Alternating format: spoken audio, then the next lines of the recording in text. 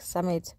Imbube yomhlaba ihambe ngekuphekeletelwa inkosikazi Make uLandentesa kanti libe bakathe bayiphekeletelwe khona esikhumulweni seTindiza bafaka ekhathi bona bomake emakhosikazi emazinyane bantu benkosi mvunankulu welive tindvuna tembuso kanye nesive lesinyenti lesifisela lokuhle imbube kufaka ekhathi lamnyama.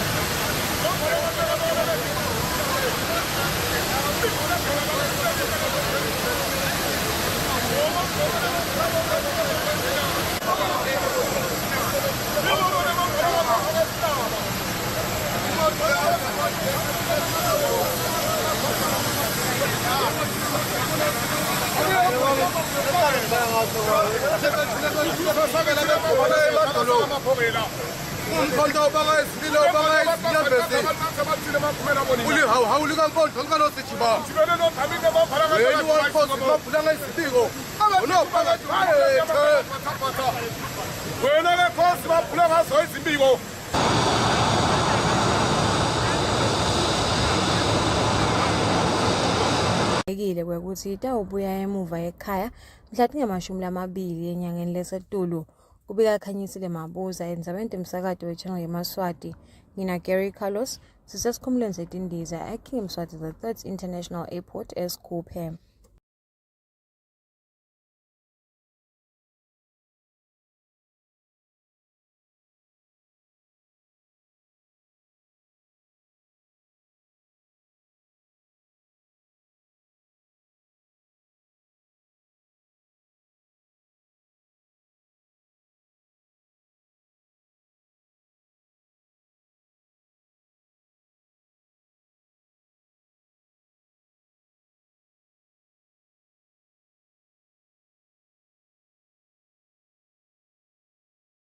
Kanti-ke indvuna yaka-ICT umntwana Nkosi Sikhanyiso uthi kubambisana kutawuthuthukisa ke mave lase-Afrika. Kanti-ke umntwana Nkosi ukusho lokhu ngesikhathi yasukumisa umhlangano wema-Science Parks lapha eSibayeni Lodge lakaphindze asho khona ukuthi kushiyelana ligwayi kulabo ke labanelwati kutawuthuthukisa ke kwanelive lase-Eswatini. Proud to mention I'm proud to mention that the Royal Science and Technology Parks were established by His Majesty as a resolute vision to foster inventions in Africa. And we have our only Swati who has built a cell phone. This will also lead to facilitating patenting, an issue that is often underrated in the kingdom, and strengthen the bonds within the research and development cluster. so we can turn our ideas into money. So our aim is to be a focal point for research in the kingdom, to bridge the gap between academia and industry, and to nurture knowledge-based businesses through the incubation of technopreneurs and high-tech entrepreneurs. So as we proudly host this conference today, we showcase our commitment to sustainable development, innovation, and exchange of knowledge among Africans. Science parks such as ours play a crucial role in the global innovation ecosystem. They are catalysts for developing our economies and are at the forefront for promoting sustainable development and climate resilient development. In the African context, where climate change poses some of the greatest challenges, innovative partnerships, which means creative partnerships, becomes more vital. These partnerships will bring together diverse stakeholders to develop and implement effective solutions that will address the impact of climate change across various sectors. This is why we as a kingdom look forward to launching our first satellite. Some countries in the African continent have already beat us to the race, but we must study and assess the conditions related to the ABCH, atmospheric, which speaks to the air, biospheric, which speaks to living things, cryospheric, which speaks to ice, hydrospheric, which speaks to water, and lithospheric, which speaks to the solid outer layer of the earth. One of the most pressing challenges in Africa is food insecurity. The fact that 250 million people in Africa go hungry is also as a result of climate change. Therefore, nayo Tindzaba yethu sonke. Extreme weather events affect agricultural productivity. Thus, through innovative partnerships, let us unite African farmers, researchers, and policymakers to implement climate-smart agricultural practices. I thank the Principal Secretary for his very humbling remarks about me, but I owe my success to the presiding officers, the Honorable Speaker and the Senate President, for allowing us to drive through 7 pieces of legislation during my term in office. So the partnership with the African Development Bank and the International Fund for Agricultural Development and the World Bank support climate resilient agriculture in Africa to ensure food security for our people. Water scarcity is the last that I will speak to, a profound challenge affecting Africa, with more than 300 million people lacking access to potable water. Climate change further exacerbates that problem. With changing rainfall patterns and increased water stress, nobody likes rationing. We therefore encourage innovative partnerships so as to develop sustainable solutions, such as rainwater harvesting systems, improved water storage infrastructure, and water conservation practices.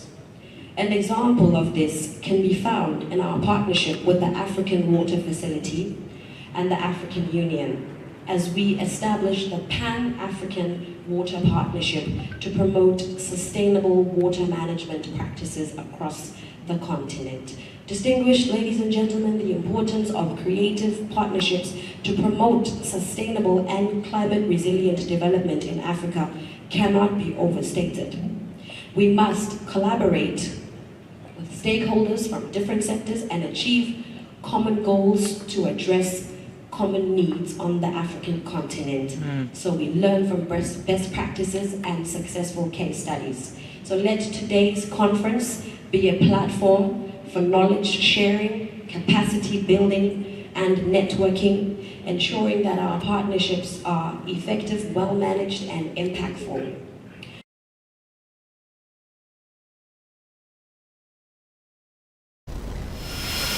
Liphini landvunankulu imbunga Themba Nhlanganiso Masuku usukumise ngalokusemthethweni emabhuku epolisi lamathathu yekucala yekuthuthukisa kwebulili kwa-2023 umgomo welive locondzene nekucedza budlame kusuka ku-2023 kuya emnyakeni wa-2027 nekukhulisa kwemntfwana ngendlela lecondzile kantsi-ke indvuna ikusukumisele lapha ehhotela lesibane ehotel. Lo mgomo lo wa 2023 ulandzela ukuthi umgomo lo wa 2010 waphakanyiswa nje indlovukazi luqobo lwayo yekune lokhombisa ukuthi lelive leli utinikela ekuthuthukiseni timphilo kakhulu tebulili kulesigaba lesime ngaso lamuhla kucala etu akusiko nje lokusuka ka-DPM silandzela lo mgomo losekelwa buholi balelive ngithi nje lo besibili lesitokwethula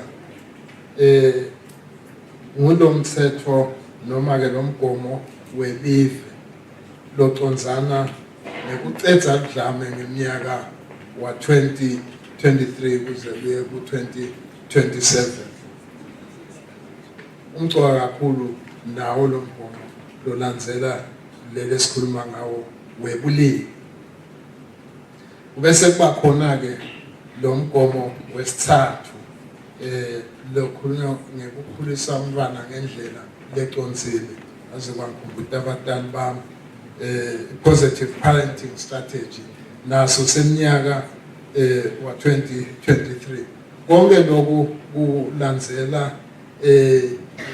imikhombandlela ukuthi sitawusebenza njani ama-action plans ako konke lokhu letincwadzi letintsatfu amabhukwana lamathathu lesengiwabalile nofuna kube nabo babe nalaba ngibona baphethe lamakhaya nalaba ngadala lengucuko lesiyifunayo sine siyayiva siyayiconza lengawusho nje phezi ukuthi kunomunye umsebenzi lesitawenta wegender ukosukuma bobani bato Tindzaba lokhu ngwelive lokhu ngwethu sonke. This issue is not about women. This issue is about all of us. It's an all of us issue. Funa nje kuva ukuthi emadoda la icondzako lenkulumo lesikhuluma ngayo akhuluma ngayo yini emabhareni kukhulunywa ngani emabhareni iyakhulunywa indzaba yejele nangaba ikhulunywa ngani kukhulunywa tindzaba emusave nomatana emasontweni kukhulunywa ngani kuyakhulunywa ngane tindzaba nanti lesingatolala namhlanje nangaba kukhulunywa ngato kubhekeke ukuthi tikhulunywe ngubani kuphi nini. This positive parenting is so important because I think what is happening in the social space in this country reflects a lack of positive parenting. There's no child who has been raised in a positive manner that can stand up and burn structures. Kude namunye lo kulenga leyo ndlela positive parenting angeke avuke ekseni athathe ithayi aletshatha agijima emgwaqweni afika ashise ithayi khona lokukhona lekufanele sikwenze. This is kungako ngithi indzaba yale family ye-gender family issues ifanele ukuthi siyigcizelele siyisebenze siyibambe kanye kanye. The narrative that says to us silungisela bomake silungisela sive but through ukukhulisa bomake batokhona kuthola amathuba alinganako bakhone nekwekuthi nabo badentele. You'll be surprised ukuthi I've had OPS laba bomake and no offense peers, they have performed, equally good. So I've worked with them. I've worked with women, and their performance, there's no difference of us. Sometimes they're even better than the men.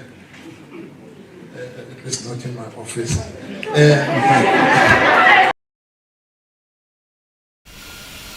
Libandla lelikhethwa nemincele yezinkundla namuhla libambisene namhlabuhlangene bebalapha esibayeni lodge kuyowetfula imithetho lebeyisakhankanywa kanti ke lemithetho bebayitfula kubamba benkosi nabuba betikhulu lababuka esifundza sasentshiselweni umbiko elandzela.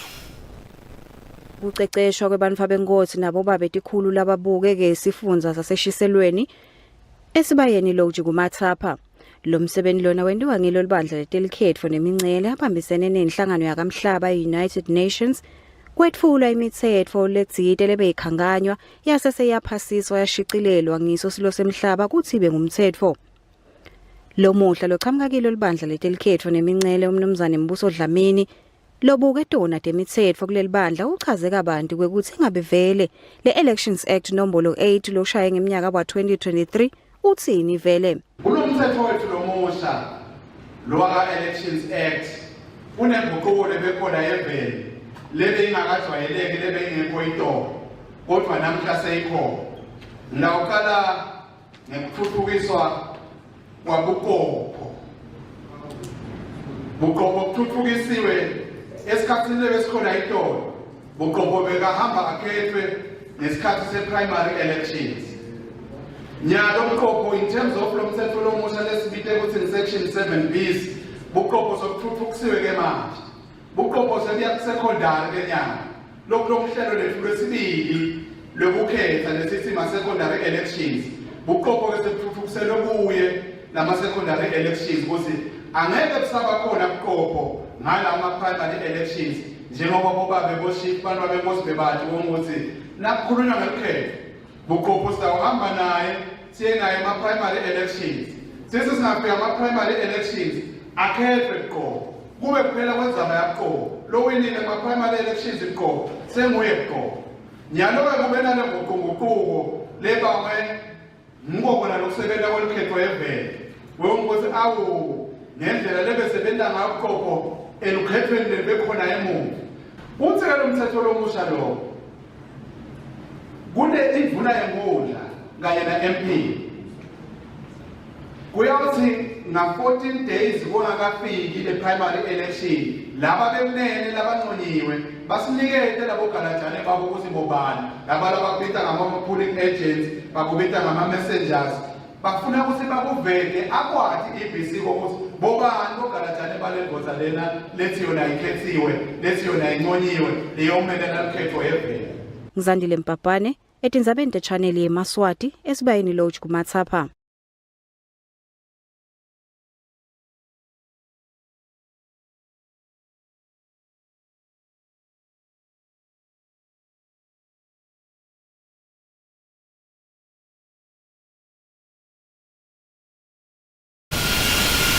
Libhange le-West Bank namuhla linikelele imoto yehlobo leGia kiyo inhlangano kumbe ke inkampani yaka-APA litawinwa ke nguloyo letawuba ke senhlanhleni ngelanga ke kumbe ke ngelanga le-trade fair kulomnyaka losetulu letawubanjela lapha eMavuso Sports Center umbiko yalandzela.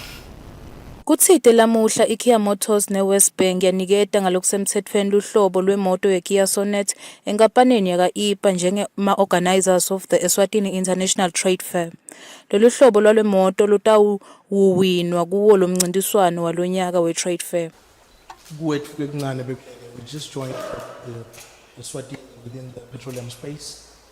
We've got only 2 fuel service stations so far that we've developed under our footprint in country.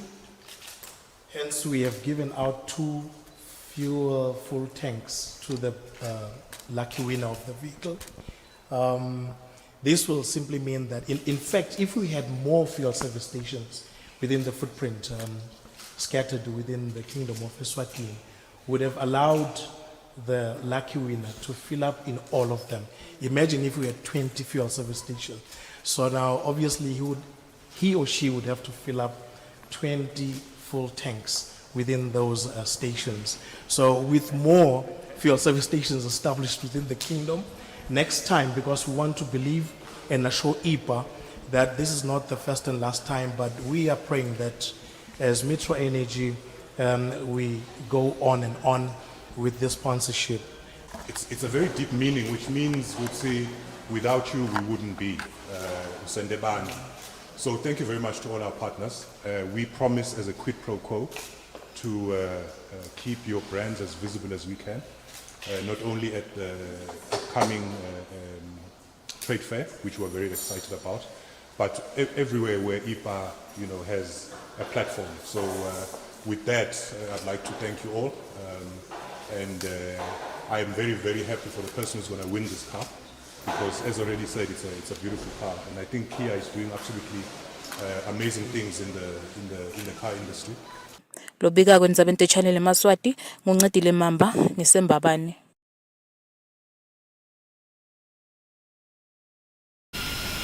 Kube khona indvodza labayishaya ngesitina lapha endzaweni yakakhoza yabe ke seyiphuthunyiswa esibhedlela sakaManzini.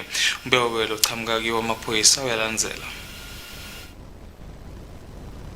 Kulombiko lokhishwe emaphoyisa kulandzela tingoti letentekile evikini ngalesibili mhla til-15 kuyo inyanga lesetulu yengci ngetikhatsi seyishayile yagabanca insimbi yesithathu emini. Lapha emhlabubove eseklini imotolo yihlobo lwe-VW Polo sedan lebekade yishayelwa indvodza leneminyaka lel-13 lengemashumi nesiphohlongo yasentondozi emkhumbane ishayise indvodza leneminyaka lengemashumi yasedwalile lolimele kakhulu waphuthunyiswa esibhedlela eRFM lapho bodokotela babike ukuthi sowusishiyile emhlabeni. Kanti kaManzini ngalesibili mhla til-15 kuyo inyanga lesetulu yengci ngetikhatsi tasekuseni seyishaye yagabanca insimbi yesikhombisa setijakele kuyo insimbi yesiphohlongo lapha esikhunyana imoto yehlobo leToyota Hilux double cab lebekade ishayelwa indvodza leneminyaka lengemashumi yasemkhulameni itama kujikisa imotolo yayo ishayise umntwana loyinvombatanyana lencane loneminyaka 2 kanti ke nayo phuthunyiswe esibhedlela eRFM lapho bodokotela babike ukuthi sewusishiyile emhlabeni. Kanzi embabane ngalesibili mhla til-15 kuyo inyanga lesetulu yengci ngetikhatsi tensimbi yesithathu yemini liphoyisa lasembabane liboshiwe lagejwa iminyaka lengemashumi ejele. Lendvodza yasengomanzi kuthiwa itholakele netidzakamcondvo insango letilinganisela esikalweni se-53 nangetulu ngaphandle kwemvumo khona lapha engomanzi. Kanti lokhiphe lombiko Madam Nosipho Mnguni. Lobikela iChannel Yemaswati nginokulunga malaza sembabane.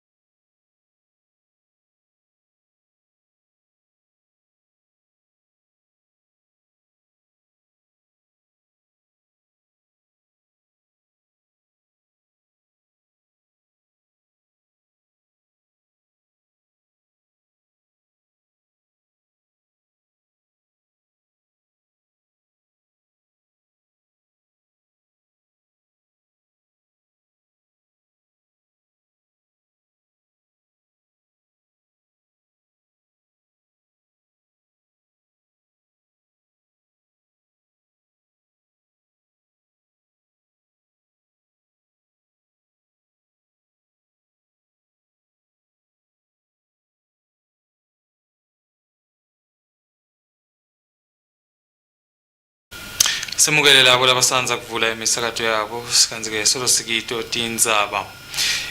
Litiko lete tinkundla namuhla belikatse ke libambe umhlangano wekuthuthukisa ke indlela ekhulumisana emkhatsini ke ngamatiko. Kanzi ke indvuna litiko lete tinkundla bekatse imelele ngumabhalane omkhulu welitiko make noNhlanhla Dlamini. Imisebenzi la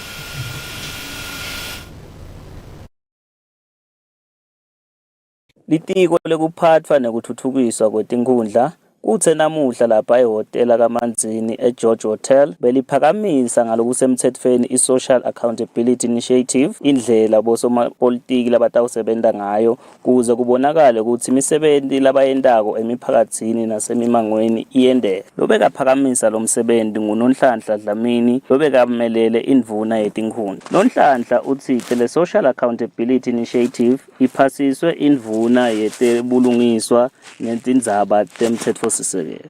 Ngalesikhathi lesi semgcina bonkosi siyabonga kakhulu kuba khona kwenu.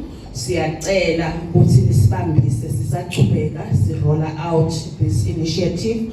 Siyabonga ku-Clerk to Parliament losavela ashorishile ukuthi udaba orienta ngabo nathi sidaba orienta ngabo because esibangena all sectors ayaba orienta ukuthi kusetshenzwa kanjani in each sector.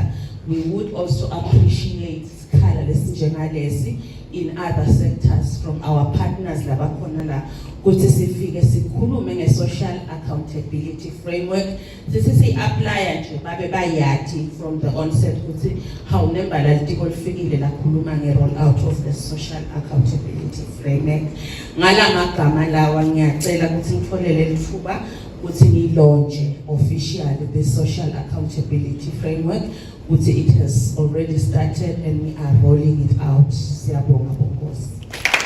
Umcondzisi welitiko lekuphatfwa nekuthuthukiswa kwetinkhundla Dumsani Sithole ukhulume kabanti ngesizatfu sekuthi kuphakamiswe le Social Accountability Initiative kanye nekuthi bosomapolitiki bangasebentisa kanjani kuze kube nekubambisana emiphakatsini nasemimangweni. We will be asking ourselves produced some social accountability champions that are going to drive or help us drive the initiative. Can you come up here so that we can appreciate you and see that we already have a team that is ready to drive this initiative. Lobikako umayibonga Mkhonda ngikaManzini eGeorge Hotel. Kuthi Sesitibeka phansi ke ngwanelo muhle asiphindze sibuke ihloko letihambe phambili. Ingwenyama elifulathele live namuhla yabhekisa ke mabombo lapha event lase-Angola.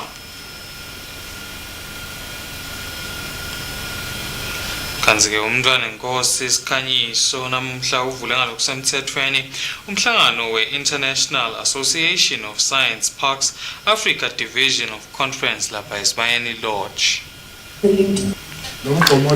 Liphini landvuna nkulu lithi indzaba yokuhlukubetana yindzaba yethu sonke hayi indzaba yomake kuphela.